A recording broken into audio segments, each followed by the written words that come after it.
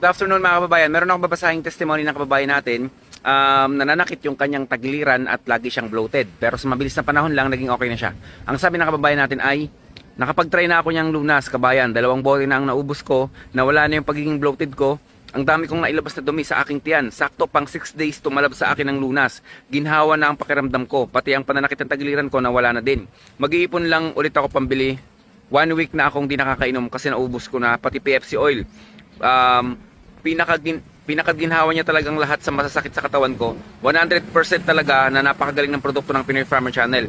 Nang dahil sa inyo, marami kayong napapagaling na mga karamdaman. More power sa inyo. Salamat kabayan, Sir Chance. Isa kang dakila. Okay. So, salamat din sa magandang comment ng kababayan natin. Pasensya na kayo ha. Nandito tayo ngayon sa Boulevard. Nagre-refresh lang.